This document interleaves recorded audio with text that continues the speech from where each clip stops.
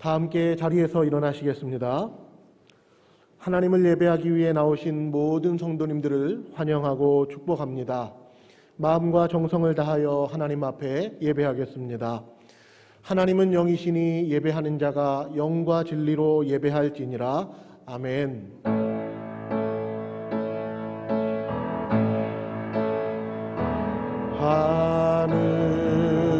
하늘에 계신 아버지 이름 거룩하사 주님 나라 임하시고 뜻이 이루어지다.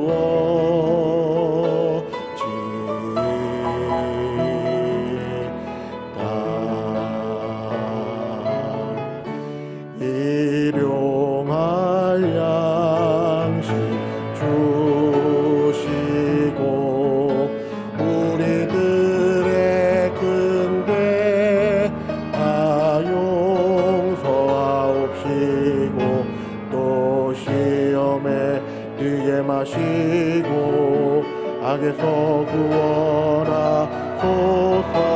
내게 주의 나라 주의 권세 주의 영광 영원히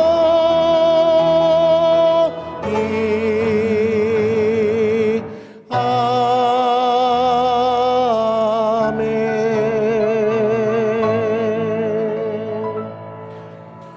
우리를 영광의 찬송으로 삼으신 하나님, 모든 영광과 찬송을 하나님께 올려드립니다. 죄악으로 죽었던 저희들을 구원하여 주시고 날마다 하나님의 은혜 가운데 살게 하시니 감사합니다. 이 시간 주의 백성들이 함께 모여 하나님을 예배하오니 주님의 은혜로 충만한 시간 되게 하여 주시옵소서. 지난 한 주간 우리의 죄와 허물을 주님 앞에 고백합니다. 주님의 은혜로 용서하여 주시옵소서. 하나님 아버지 감사합니다. 오늘도 귀한 주일을 허락해 주셔서 살아계신 하나님 아버지, 하나님 저희들이 믿음으로 나올 수 있게 하심을 감사합니다. 마음과 정성을 다해 주님 앞에 예배드리니 하나님의 각 사람을 받아주시고 정말 저희들이 하나님께 연락되는 예배를 드리며 하나님의 기쁘시게 드리는 예배 될 수 있도록 도와주시옵소서. 하나님 코로나19와 기타 여러 가지 어려움으로 하나님 저희들이 어려운 가운데 있지만 그럼에도 불구하고 주의 성령으로 충만하게 해주셔서 하나님 아버지 정말 저희들이 예배를 마칠 때 감사하게 해주시옵소서. 우리가 우리 죄를 자백하면 그는 미쁘시고 의로우사 우리 죄를 사하시며 우리를 모든 불의에서 깨끗하게 하실 것이라. 아멘. 다 함께 신앙 고백하겠습니다. 전능하사 천지를 만드신 하나님 아버지를 내가 믿사오며 그 외아들 우리 주 예수 그리스도를 믿사오니 이는 성령으로 잉태하사 동정녀 마리아에게 나시고 본디오 빌라도에게 고난을 받으사 십자가에 못 박혀 죽으시고 장사한 지 사흘 만에 죽은 자 가운데서 다시 살아나시며 하늘에 오르사 전능하신 하나님 우편에 앉아 계시다가 저리로서 산자와 죽은 자를 심판하러 오시리라. 성령을 믿사오며 거룩한 공회와 성도가 서로 교통하는 것과 죄를 사하여 주시는 것과 몸이 다시 사는 것과 영원히 사는 것을 믿사옵나이다. 아멘. 찬송가 35장 찬양하겠습니다.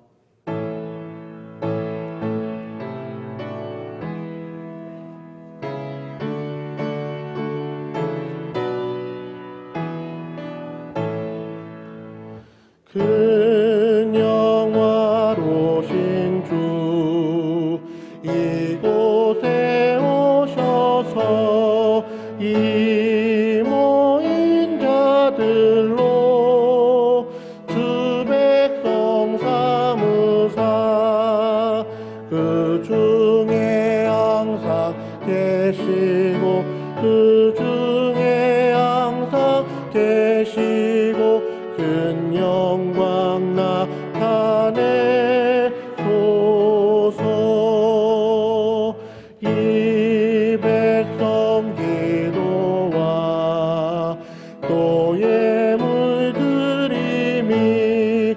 장래와 같으니 곧 받으옵소서. 주 예수 크신 복음을, 주 예수 크신 복음을 만 백성 듣게 하소서. 또 우리 자손들 다 주를 기리고 저 성전도 같이 기나게 하소서. 주 구원하신 능력을, 주 구원하신 능력을 늙은 날까지 주소서.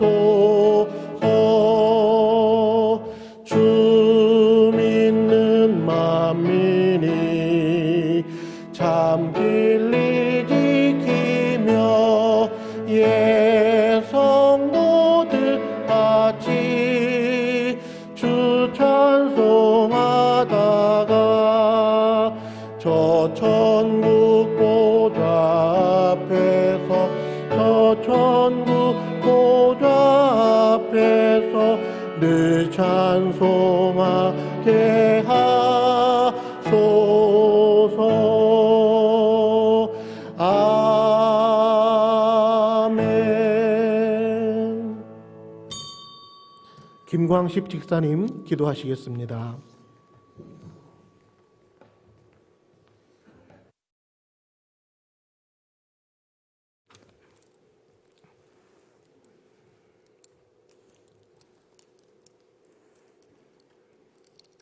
자, 기도하겠습니다.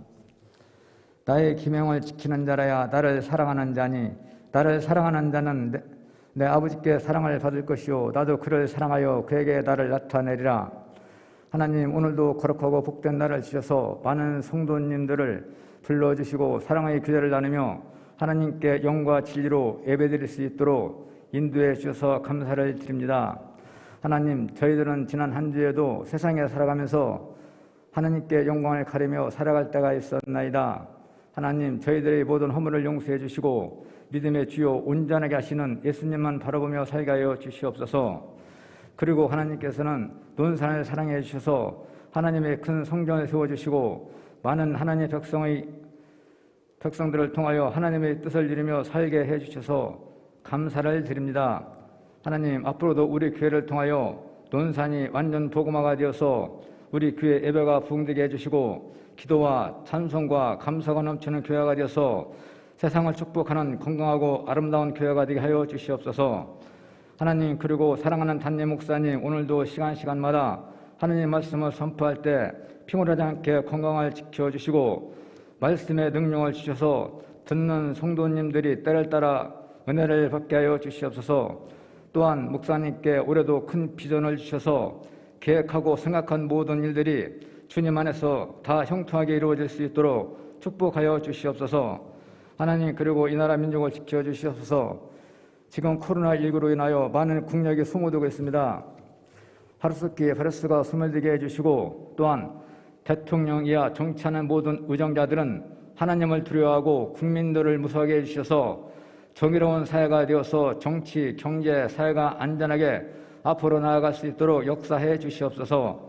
그리고 이 한 주에도 우리 성도님들의 가정마다 세상에 살아가면서 여러 가지 고난과 고통이 우리를 괴롭게 할지라도 늘 십자가를 묵상하며 그 위에는 하나님의 능력이 있다는 것을 굳게 믿고 그리스도인답게 아름답고 행복한 삶을 살게 하여 주시옵소서. 예수님 이름으로 기도하옵나이다. 아멘.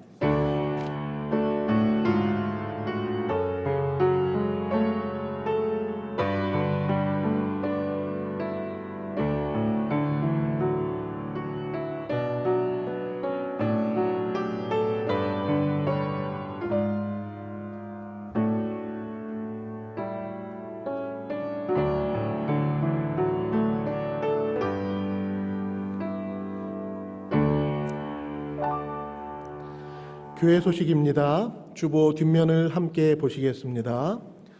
3차 말씀 대행진 안내입니다. 이번 주는 112일차 사무엘하 24장까지입니다. 오늘은 장애인 주일입니다. 장애를 가지고 계신 성도와 이웃을 살핌으로 함께 행복한 교회와 논산이 되기를 바랍니다. 5월 어린이 꽃주일 신청 안내입니다.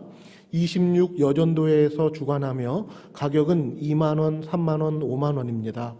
대상은 아기교회에서 푸른교회 자녀까지이며 김강혜 집사님 또는 소재현 집사님께 신청해 주시기 바랍니다. 5월 행복한 가정 세미나가 5월 2일 주일부터 5주간 한가족 예배 시에 있습니다. 성도님들의 많은 참여와 초청을 바랍니다. 어머니 기도회 안내입니다. 일정은 5월 12일 수요일부터 매주 수요일 오후 8시 40분에 있습니다.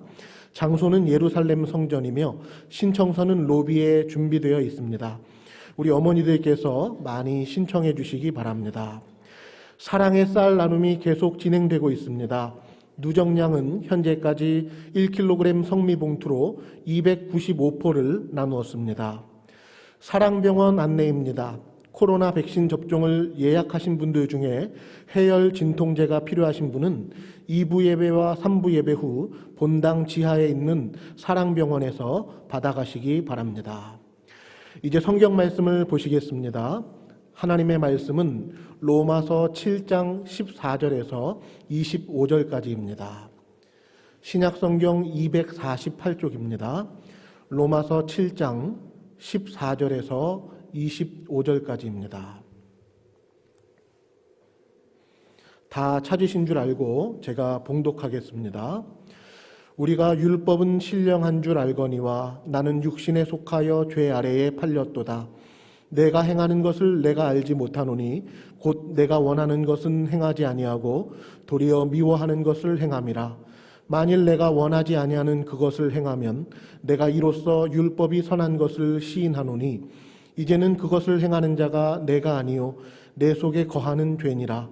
내 속 곧 내 육신에 선한 것이 거하지 아니하는 줄을 아노니 원함은 내게 있으나 선을 행하는 것은 없노라. 내가 원하는 바 선은 행하지 아니하고 도리어 원하지 아니하는 바 악을 행하는도다. 만일 내가 원하지 아니하는 그것을 하면 이를 행하는 자는 내가 아니요 내 속에 거하는 죄니라. 그러므로 내가 한 법을 깨달았노니 곧 선을 행하기 원하는 나에게 악이 함께 있는 것이로다. 내 속사람으로는 하나님의 법을 즐거워하되 내 지체 속에서 한 다른 법이 내 마음의 법과 싸워 내 지체 속에 있는 죄의 법으로 나를 사로잡는 것을 보는도다. 오호라, 나는 곤고한 사람이로다. 이 사망의 몸에서 누가 나를 건져내랴. 우리 주 예수 그리스도로 말미암아 하나님께 감사하리로다. 그런즉 내 자신이 마음으로는 하나님의 법을 육신으로는 죄의 법을 섬기노라. 아멘. 담임 목사님께서 영적인 임계점을 넘어섭시다 라는 제목으로 말씀 전해 주시겠습니다.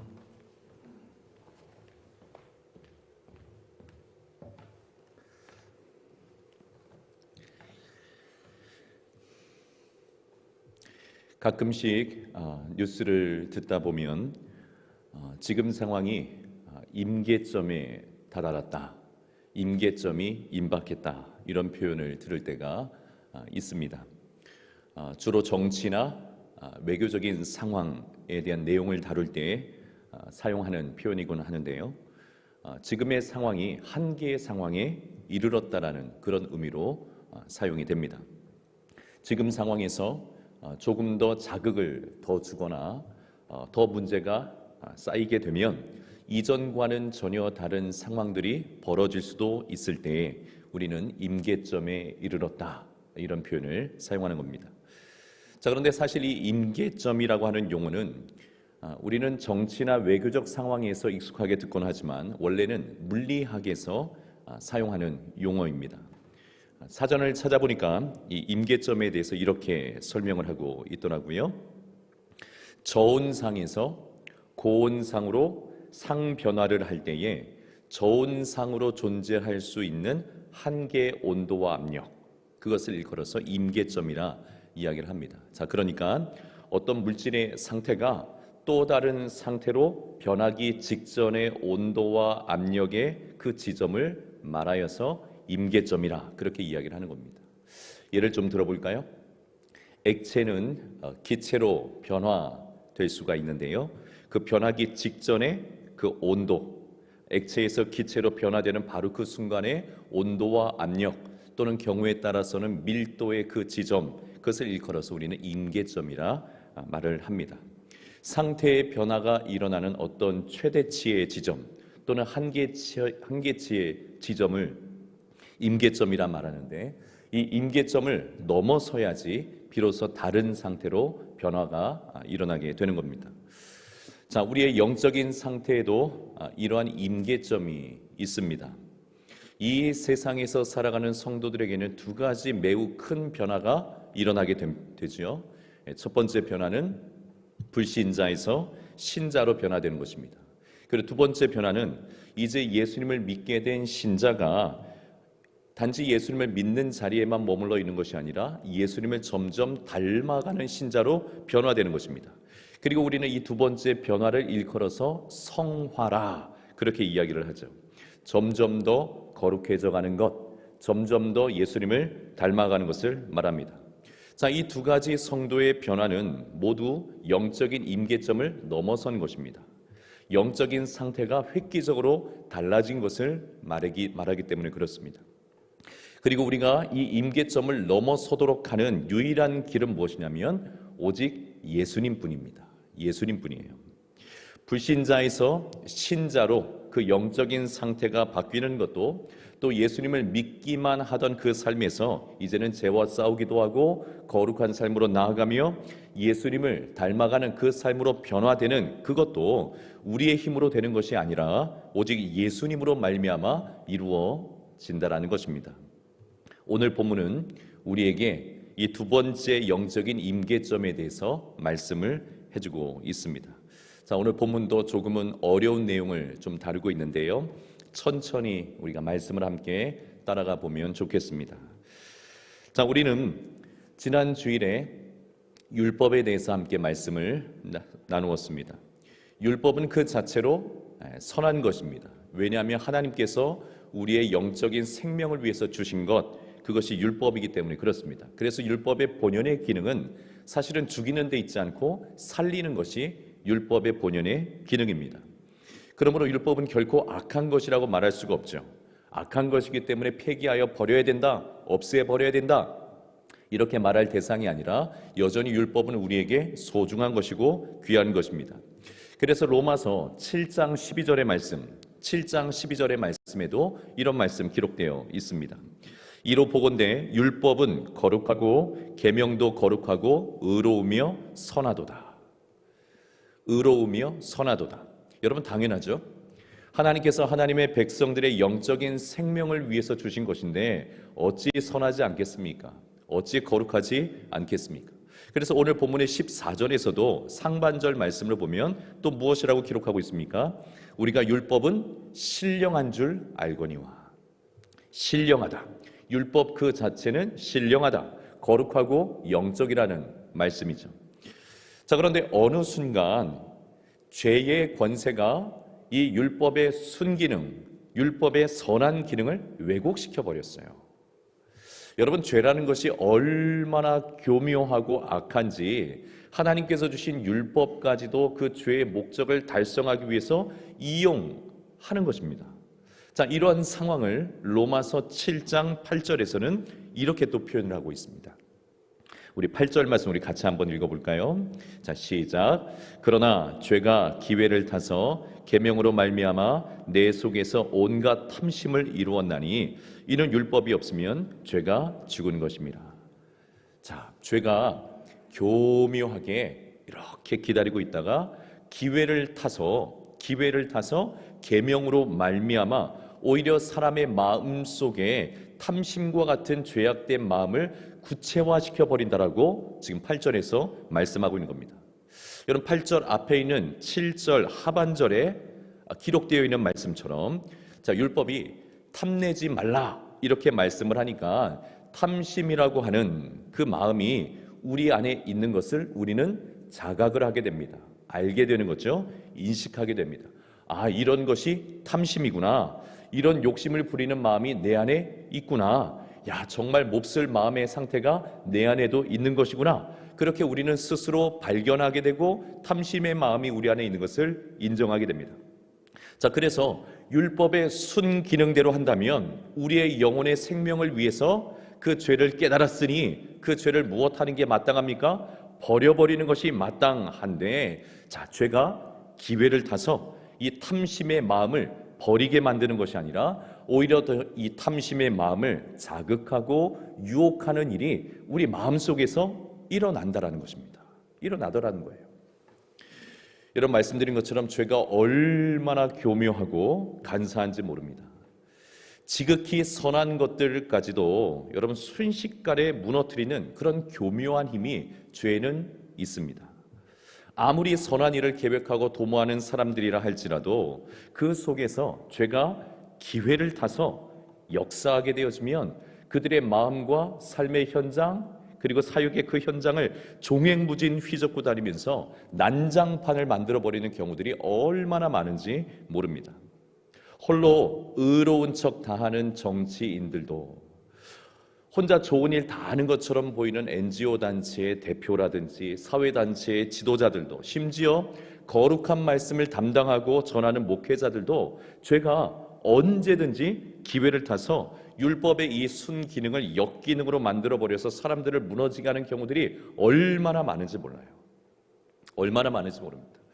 자, 여러분, 그렇다고 해서 율법이 악한 것입니까? 다시 말씀드리지만 아닙니다. 율법은 결코 악한 것이 아닙니다. 이미 말씀드린 것처럼, 지난 주일에도 말씀드린 것처럼 율법은 병원에서 병을 검사하는 검사 장비와 같아서 우리 안에 있는 죄가 무엇인지를 알려주는 매우 중요한 기능을 감당하는 그런 선하고 거룩한 것입니다. 만약 율법이 없다면 우리가 깨닫지 못할 뿐이지 여전히 우리 안에 있는 죄로 말미암아 우리는 사망에 이를 것이 분명하기 때문에 그렇습니다. 자, 여러분, 다시 한번 이해를 돕기 위해서 한 번 더 정리를 해보죠. 율법은 우리에게 탐내지 말라 그렇게 명령을 합니다. 그래서 예수님을 믿고 예수님을 영접해서 야, 이제 예수님 믿는 사람답게 좀 살아야지, 이런 마음을 갖고자 하는 우리는 그래, 탐내지 말아야겠다, 이런 마음의 결단을 하게 됩니다.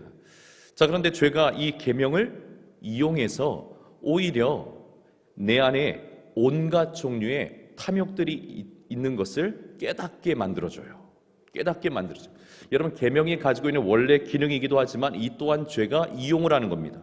자, 그러니 우리는 우리 안에 이전에 미처 알지 못했던 탐욕의 종류까지도 깨달아 알게 되는 그런 결과를 갖게 돼요.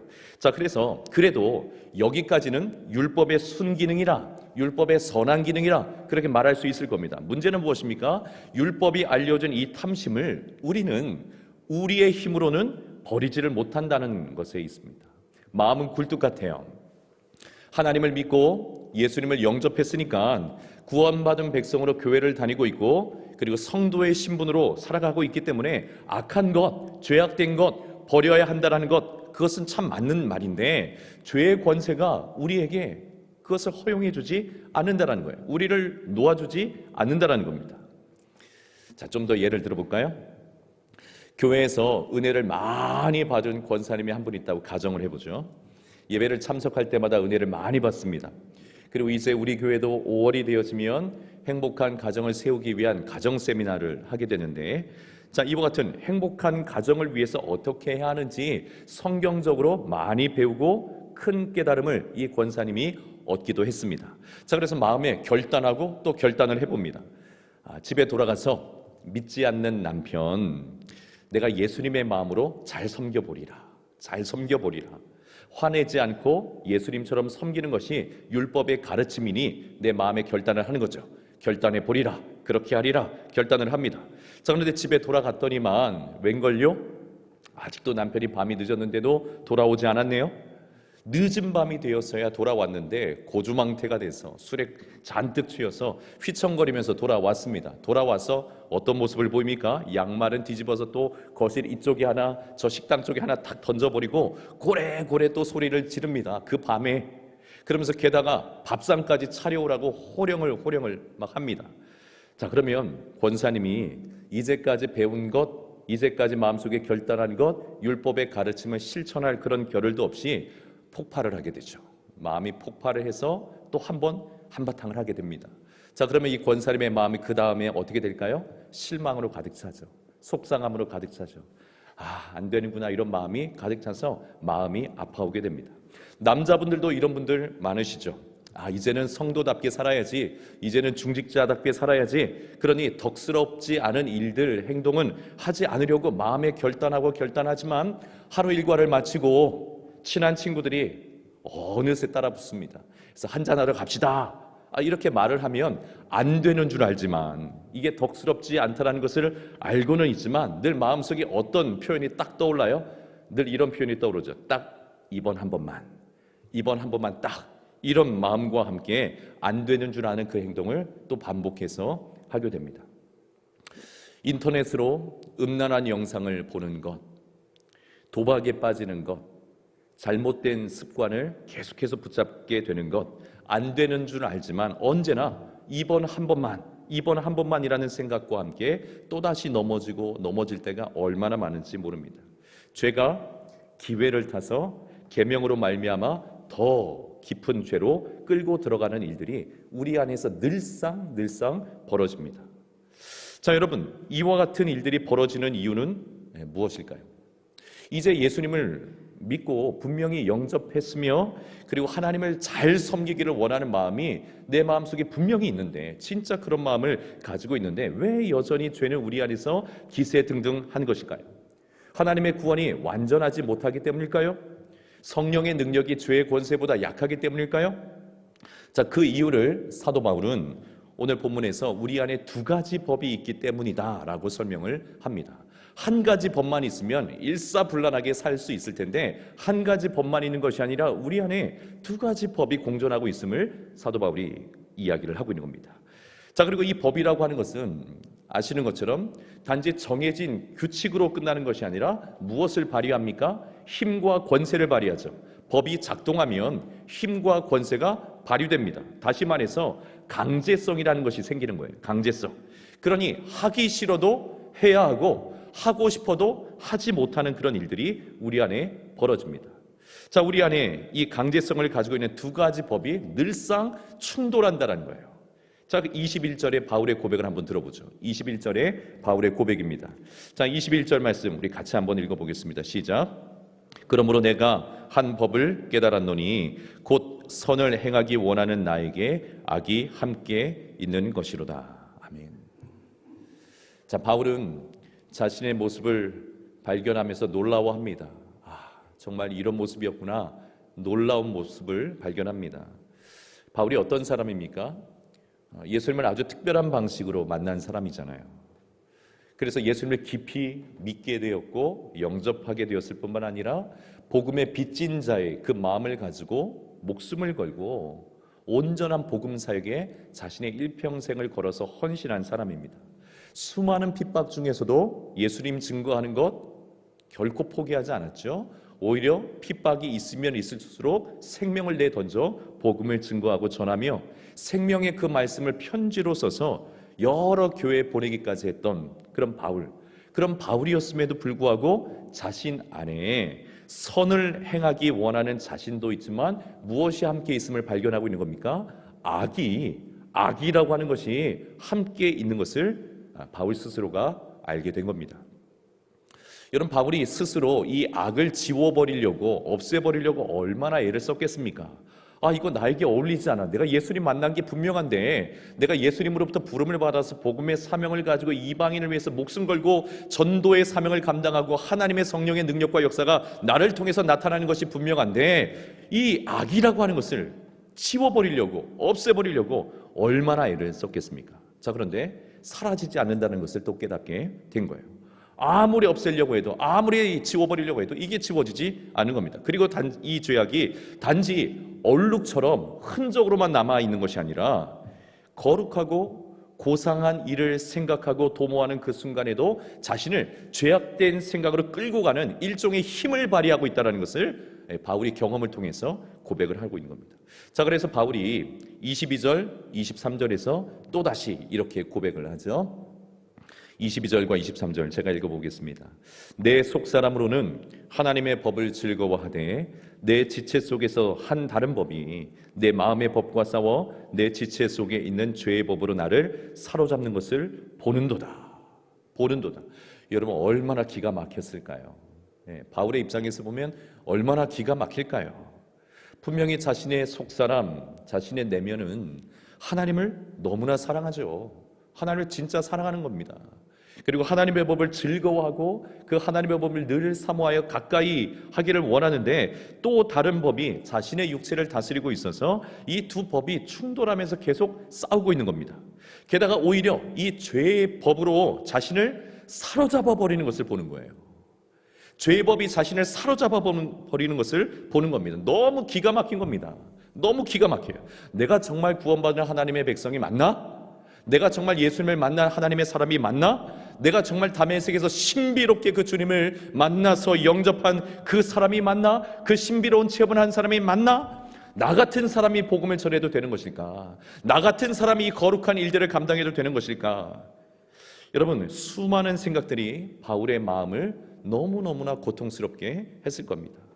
바울의 이러한 고통스러운 탄식이 여러분 24절에서 고스란히 표현되고 있잖아요. 여러분 24절. 자, 이 24절은 바울의 고백만이 아니죠. 저와 여러분의 고백이자 저와 여러분이 직면하고 있는 현실인 줄 압니다. 자, 24절 말씀 우리 같이 한번 읽어보겠습니다. 시작. 오라 나는 곤고한 사람이로다. 이 사망의 몸에서 누가 나를 건져내랴. 아멘. 누가 나를 건져내랴. 오라 나는 곤고한 사람이로다. 오라 나는 곤고한 사람이로다. 그래서 여러분 성도의 마음은 언제나 전쟁터와 같습니다. 전쟁터와 같아요. 왜냐하면 죄와 싸우는 삶이 시작되었기 때문에 그렇습니다. 죄와 싸우는 삶이 시작되었기 때문에 그렇습니다. 만약 우리가 마음으로 예수님을 영접하지 않았다면 이러한 갈등이나 싸움조차 없었을 것입니다. 왜냐하면 죄에 끌려 살아가는 것이 세상의 방식이고 세상 그 자체이기 때문에 그렇습니다. 그러나 우리 안에 죄로 인한 이와 같은 갈등 또는 싸움이 있다면 여러분 그것은 반대로 무엇을 증명하고 있는 것일까요? 우리 안에 예수님이 계시다라는 것을 말해주는 것일 겁니다. 우리 안에 약하지만 하나님의 법이 작동하고 있음을 우리에게 알려주는 것일 겁니다. 생명은 언제나 죽음과 충돌합니다. 빛은 언제나 어둠과 충돌합니다. 선은 언제나 악과 충돌하고 싸움을 일으킵니다. 갈등을 일으킵니다. 그러므로 여러분 우리의 내면에 죄로 말미암는 죄에 대한 갈등이 있다면 여러분 우리 안에 그것은 생명이 있기 때문에 그런 일이 벌어지는 겁니다. 우리 안에 예수님이 계시기 때문에 그 갈등이라는 것이 존재하는 겁니다. 자, 그래서 어떤 면에서 보면 갈등이 있는 것이 문제가 아니라 오히려 갈등이 없는 것이 더 큰 문제입니다. 우리의 심령에, 우리의 내면에, 우리의 영혼에, 우리의 마음에 갈등조차 없이 살아가는 것, 여러분 그것이 더 큰 문제일 수 있을 겁니다. 그것이 더 큰 문제. 자, 그런데 중요한 사실은 우리가 예수님을 믿고 나서 그리고 은혜를 받고 나서 또는 수련회나 또는 부흥회 같은 그런 집회를 통해서 큰 도전과 은혜를 경험하고 나면 아유 저절로 죄가 좀 사라지거나 아니면 이제는 이전보다 좀 더 수월하게 이 죄와 싸워서 이기게 되면 참 좋겠는데 그렇지 않더라는 거죠. 그렇지 않더라는 겁니다. 여전히 내 안에는 죄의 법과 하나님의 법이 충돌하고 또 갈등하고 있고 더 많은 경우에는 죄의 법이 나를 사로잡아가는 것을 우리도 겪게 됩니다. 자, 그 이유를 14절에서 바울이 또 설명을 하는데요. 자, 14절도 제가 한번 읽어보겠습니다. 우리가 율법은 신령한 줄 알거니와 나는 육신에 속하여 죄 아래에 팔렸도다. 죄 아래에 팔렸도다. 율법은 선하고 신령한 것이지만 나는 여전히 육신에 속하여 있어서 죄 아래에 팔렸다. 이렇게 말씀을 해요. 자, 여기서 팔렸다라고 하는 표현은 시제로 보면 현재 완료형 표현을 사용하고 있어요. 그래서 이 세상에서 살아가는 한 죄 아래에 팔린 상태가 계속된다는 것을 의미합니다. 다시 말해서 죄의 영향력이 지속적이라는 거예요. 이 세상에서 살아가는 한, 비록 우리가 예수님을 믿고 영접하기는 했지만 이 세상에서 살아가는 한 죄에 팔린 그 죄의 영향력이 여전히 지속적으로 우리 가운데 그 영향을 미치고 있다는 사실입니다. 여러분, 그러니 성도의 마음은 얼마나 심한 갈등과 충돌이 항상 일어나겠습니까? 자, 이러한 성도의 상태, 이 마음의 상태를 15절부터 바울이 조금 더 구체적으로 설명을 해주기 시작합니다. 이러한 갈등이 어떤 모습으로 나타나는지를 설명하는 거예요. 자, 15절도 우리 마지막으로 한 번 더 읽어볼까요? 자, 우리 같이 한번 읽어보겠습니다. 시작. 내가 행하는 것을 내가 알지 못하노니 곧 내가 원하는 것은 행하지 아니하고 도리어 미워하는 것을 행함이라. 내가 행하는 것을 내가 알지 못하노니. 자, 이 말은 바울이 지금 무슨 행동을 하는지조차 모르고 있다, 이런 의미를 갖는 것이 아니라 지금 이와 같은 행동을 하는 것을 자신조차도 이해하기가 어렵다는 거예요. 이해가 안 된다는 거예요. 왜 내가 이렇게 하지? 이게 이해가 안 되는 겁니다. 자신은 분명히 원하는 바가 있습니다. 자신은 분명히 뜻하는 바가 있습니다. 그런데 실제 행동하는 것은 원하는 바대로 행동을 하지 않는 거예요. 그러니 이해가 안 되는 겁니다. 나는 정말 주님 안에서 결정한 게 있는데, 주님 안에서 마음에 결정하여서 그렇게 하고 싶어하는 원하는 것이 있는데 원하는 대로 행하지 못하고 원하지 않는 대로 행동하는 자신의 모습을 보면서 이것이 이해가 되지 않은 겁니다. 여러분, 이쯤 되면 정말 얼마나 성도의 신앙적 회의가 깊어지겠습니까? 얼마나 깊어지겠어요? 앞서 말씀드린 것처럼 내가 하나님의 자녀가 맞나? 그런 깊은 회의 또는 실망감이 느껴지게 될 겁니다. 그래서 안타깝게도 이러한 문제 때문에 오히려 교회를 떠나는 분들이 간혹 계세요. 어떤 명분을 가지고 떠나시냐면 조금 더 완벽해지면 돌아오리라, 이런 갈등이 사라지면, 이런 갈등이 없어지면 그러면 돌아오겠다, 그렇게 생각하는 분들이 간혹 계십니다. 어떤 면에서 보면 이런 분들이 참 양심적이라 그렇게 말할 수 있는 거죠. 너무 고통스러우니까, 자신이 볼 때도 이건 믿음의 백성답게 살지 못한다고 생각되니까 이게 너무 고통스러워서 이 자리를 피하고 싶어하는 그런 마음들이 생긴 겁니다. 자, 그렇지만 여러분, 그런 순간, 다시 말해서 죄와의 그 싸움에서 완전히 벗어나고 갈등이 사라지는 그런 순간은 우리에게 찾아오지 않습니다. 그런 순간은 우리에게 찾아오지를 않아요. 오히려 교회를 떠나 있음으로 인해서 갈등조차도 느끼지 못하고 더 깊은 죄 가운데 살아갈 가능성이 오히려 훨씬 더 높아지는 겁니다. 높아집니다. 왜냐하면 이 갈등을 조장하는 것이 내가 아니라 내 안에 있는 죄이기 때문에 그렇습니다. 바울이 그 부분도 이야기를 해요. 바울은 자신 안에 이 악한 힘을 발휘하는 모종의 존재가 있음을 이야기를 합니다. 자, 그것이 17절의 말씀이에요. 17절을 제가 한번 읽어보겠습니다. 이제는 그것을 행하는 자가 내가 아니요 내 속에 거하는 죄니라.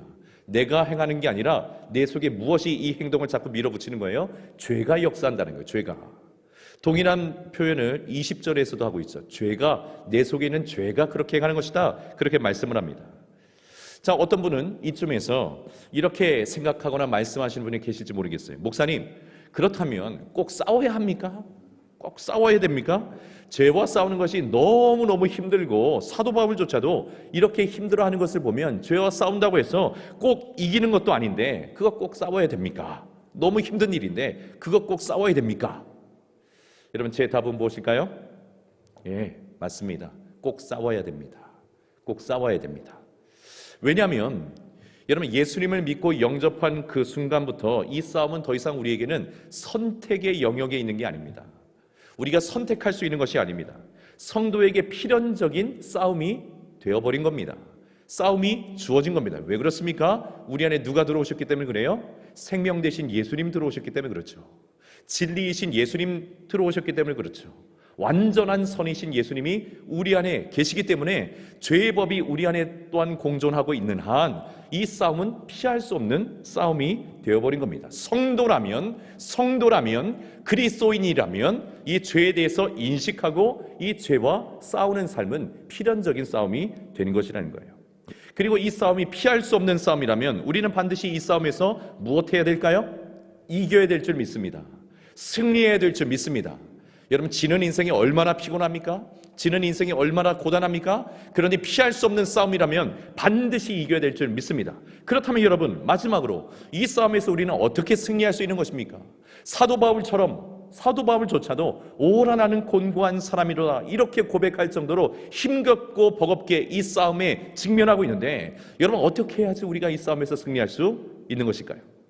자, 오늘 본문에서의 반전, 그러면서 사실 로마서 전체의 반전의 말씀이 오늘 7장 25절의 말씀입니다. 자, 25절 제가 또 마지막으로 읽어보겠습니다. 우리 주 예수 그리스도로 말미암아 하나님께 감사하리로다. 그런즉 내 자신이 마음으로는 하나님의 법을, 육신으로는 죄의 법을 섬기노라. 7장 24절까지, 여러분 7장 24절에 그 극심한 내적인 갈등을 바울이 토로를 했지 않습니까? 장탄식을 하던 그 바울이 25절에서 돌연 하나님을 향하는 감사의 고백을 드리고 있어요. 왜냐하면 이 처절한 싸움에서 승리할 수 있는 길을 알게 되었기 때문에 그렇습니다. 이 치열한 싸움에서 승리할 수 있는 유일한 길을 발견했기 때문에 그렇습니다. 여러분, 이 죄와의 싸움에서 이 죄의 권세를 이기고 거룩한 삶으로 나아가기 위해서 우리 오늘 설교의 제목처럼 영적인 임계점을 넘어서기 위한 유일한 그 승리의 방법을 바울이 알게 되었는데, 여러분, 그 방법이 무엇입니까? 그 길이 무엇입니까? 오직 주 예수 그리스도로 말미암는 것입니다. 오직 예수님으로 말미암는 것입니다. 우리는 하나님의 의롭다 하심을 받고 또 구원을 받으며, 그리고 하나님의 자녀가 되는 것이 우리의 힘으로 되는 것이 아니다라는 사실을 이미 잘 알고 있습니다. 그리고 이제 믿음으로 구원받은 우리가 죄의 법과의 이 싸움에서 이길 수 있는 유일한 길도, 유일한 방법도 오직 예수님을 믿는 것입니다. 오직 예수님을 바라보는 것입니다. 오직 예수님을 의지하는 것에 있다라는 것을 오늘 본문 25절에서 말씀해주고 있는 겁니다. 여러분, 성화란 죄를 떨쳐버리는 것을 성화라 그렇게 말할 수 있겠죠. 그런데 달리 생각해보면, 반대로 설명한다면, 여러분, 성화란 예수님을 닮아가는 것이 성화인 줄 또한 믿습니다. 여전히 죄의 법 아래에 있는 우리는 분명히 죄를 떨쳐버리기 위해서 노력을 해야 할 것이지만, 여러분, 우리의 힘으로 그 죄를 떨쳐버리려고 노력하면 노력할수록 우리는 무엇을 자꾸 경험해요? 실패를 맛보고, 그래서 죄책감에 빠져서 늘상 우리는 오라 나는 곤고한 사람이로다, 죄의 권세에 대한 무기력함을 토로하면서 어쩔 수 없습니다, 이런 변명을 늘어놓기가 일수일 수밖에 없어요. 자, 그러나 우리의 성화를 향한 이 시도가 죄를 지워버리거나 없애려고 하기보다는, 우리가 의지를 가지고 이 죄를 굴복시키고자 하는 것이기보다는 예수님을 사랑하고 예수님의 그 사랑과 은혜를 사모하고 예수님을 바라보는 것으로 이루어져야 한다는 겁니다. 죄와 싸워서 이겨보려고 해서 죄에 초점을 맞출 때는 오히려 죄의 권세가 기세등등하는 것을 우리는 경험하게 됩니다. 기세등등해요. 내가 한번 너 확 잡고 그냥 이겨버릴 거야. 싸우려고 하면 싸우려고 할수록 오히려 죄가 더 기세등등하게 우리에게 달려오는 것을 우리는 경험을 통해서 알게 됩니다. 자, 그런데 반대로 이 죄와의 싸움은 좀 잠시 내려놓고 하나님의 은혜에 초점을 맞추고 예수님을 사랑하고 또 예수님을 닮아가는 삶에 우리가 초점을 맞출 때에 오히려 그 죄가 그 권세와 힘을 잃어버리는 경우들을 우리는 또한 경험하게 됩니다. 언젠가 제가 고백한 것처럼 사춘기 시절에 저는 욕을 달고 살았어요. 정말 욕 없이 말을 할 수가 없었어요. 항상 욕을 달고 살았습니다. 그런데 어느 순간 이 욕이 싹 사라져 버렸죠. 순식간에 사라진 이 변화, 저에게 일어난 이 영적인 변화는 사실 저의 의지와는 아무 상관이 없었습니다. 아무 상관이 없어. 오늘부터 욕하지 않기, 예수님을 믿으니까 내가 오늘 이거 끊으리라, 욕하지 않기, 이렇게 결정을 하고 시간을 정해서 이제부터 출발, 이래서 변화가 일어난 것이 아니었어요. 하나님의 은혜가, 하나님의 사랑이 저를 충만하게 다스리니까 죄의 지배력은 저절로 그 힘을 잃어버리는 것입니다. 죄의 지배력은 오히려 반비례로 그 힘을 잃어버리게 된 겁니다.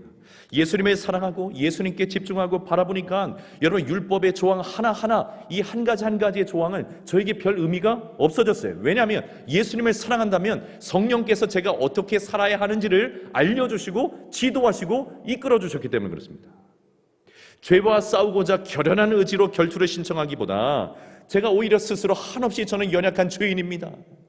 제가 얼마나 큰 죄인인지 모릅니다. 항상 죄의 권세에 묶여있는 연약한 죄인입니다. 그 죄인됨을 고백하고 인정하자 죄는 또다시 그 힘이 약해지는 것을 저는 많이 경험을 했습니다. 반대로 내가 완벽한 삶을 추구하고 누구라도 인정하는 의인의 모습을 갖추고자 노력하면 노력할수록 오히려 마음이 괴로워져요. 마음이 고통스러워져요.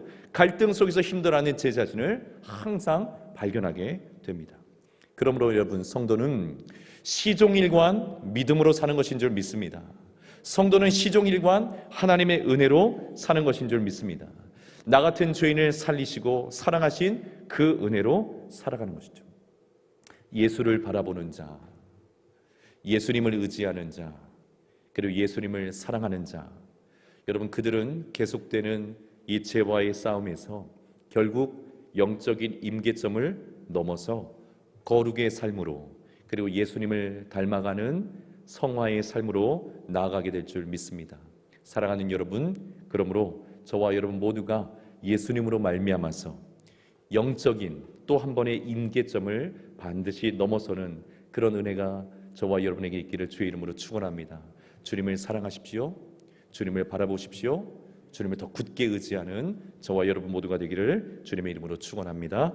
우리 같이 한번 기도하겠습니다. 말씀 의지해서 기도할 때에 주님, 영적인 임계점을 넘어설 수 있도록 도와주십시오. 죄와 싸우려고 매번 애를 써보지만 연약한 우리의 모습을 통해서 늘 실망하고 자책하며 무기력해져 있는 우리의 모습을 봅니다. 그러나 하나님, 내 스스로 내 힘으로 싸우려고 하는 것이 아니라 예수님을 더 사랑하고 예수님을 더 의지하고 예수님 더 굳게 바라봄으로 죄와의 싸움에서 승리하는 은혜, 그 기쁨과 희열을 맛볼 수 있도록 내 안에 새 일을 행하여 주시고 주님으로 충만할 수 있도록 은혜를 더해달라고 우리 잠시 한번 함께 기도하겠습니다. 기도합니다. 사랑의 하나님 아버지, 감사합니다. 오늘도 거룩한 주일 우리에게 허락하여 주시고 예배의 자리로 불러주신 은혜 감사합니다. 주님의 말씀 앞에 있게 하시니 감사합니다. 하나님 아버지, 예수님을 믿고 의지하며 또 영접하여서 하나님의 백성으로 살아가는 우리 안에도 사도 바울의 그 고백과 같이 두 가지 법이 날마다 충돌하는 것을 경험합니다.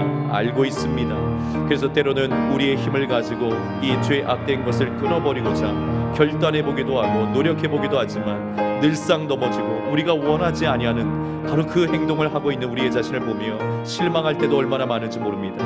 사랑의 하나님 아버지, 그러므로 이 싸움은 우리에게 속한 싸움이 아니라 주님께 속한 싸움인 줄 압니다. 주님, 사랑하는 주님을 더 깊이 의지하게 도와주시고 사랑하는 주님을 더 깊이 붙들게 도와주시며 예수님 바라보게 하시고 예수님 의지하게 도와주셔서 오직 예수님으로 충만하고 예수님의 사랑으로 충만하고 예수님의 은혜로 충만하여서 이 죄의 권세가 저절로 힘이 사라지고 약해지는 것을 경험하며 누리며 승리의 기쁨으로 살아가는 우리 모든 주의 백성들 성도들 될 수 있도록 은혜를 베풀어 주시옵소서. 오늘도 주님 앞에 나온 우리 사랑하는 성도들의 심령 속에 성령님 거룩한 영으로 찾아가 주셔서 죄에 묶여 있다면 이제는 자유케 도와주시고 주 안에서 참된 해방의 기쁨을 맛보게 해 주시옵소서.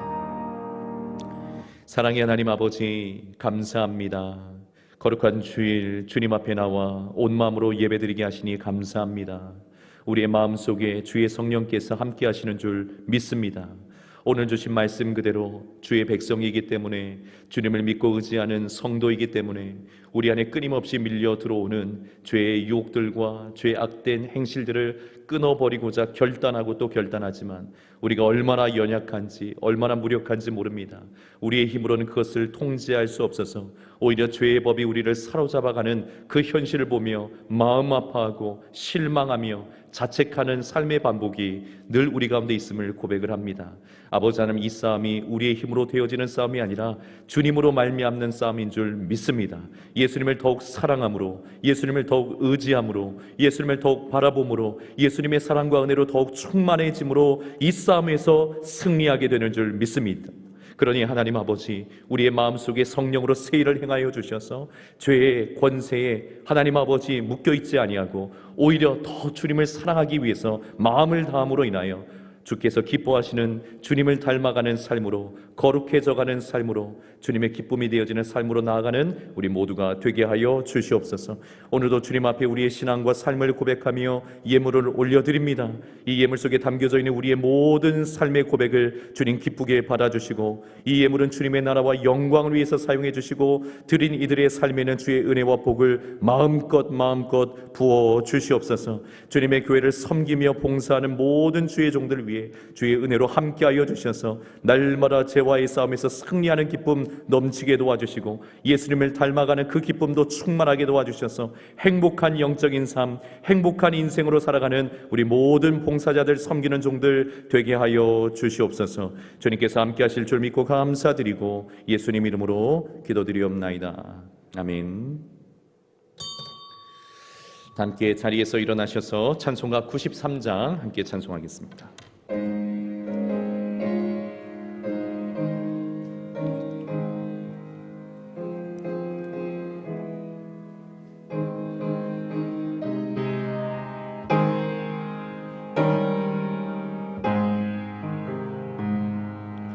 예수는 나의 힘이요 내 생명 되시니,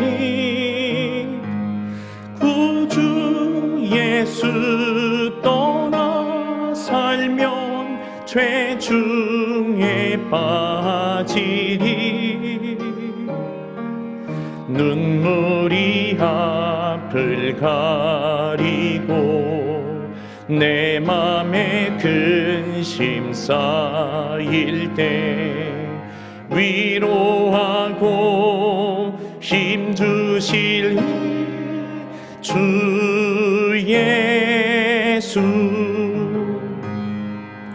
예수는 나의 힘이요 내 친구 되시니,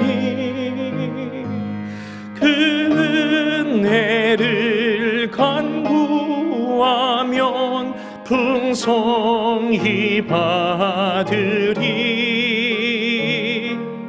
햇빛과 비를 주시니 추수할 곡식만 도다. 귀한 열매 주시는 주 예수. 예수는 나의 힘이요 내 기쁨 되시니, 그 명령을 준행하여 늘 충성하겠네. 주야로 보호하시며 바른 길 가게 하시니, 의지하고 따라가리 주 예수. 예수는 나의 힘이요 내 소망 되시니, 이 세상을 떠나갈 때 곧 영생 얻으리. 한없는 복을 주시고 영원한 기쁨 주시니, 나의 생명 나의 기쁨 주 예수. 지금은 우리 구주 예수 그리스도의 그 크신 은혜와 우리 하나님 아버지의 다함이 없으신 사랑하심과 성령 하나님의 위로교통 충만하심이 오늘도 거룩한 주일 주님 앞에 나와 전심으로 예배드리고 주신 말씀을 마음속에 새기며 오직 주 예수 그리스도로 말미암아 죄와의 싸움에서 승리하는 기쁨으로 살아가기를 간절히 소원하고 결단하며 돌아가는 사랑하는 믿음의 권속들 심령 위에, 저들의 삶의 현장 위에, 가정과 자녀들 위에, 일터와 생업과 사업장 위에, 해외 군문에 객지에 흩어져 있는 모든 논산중앙교회 성도들 자녀들 머리머리 위에 이제로부터 영원토록 함께 있을지어다. 아멘.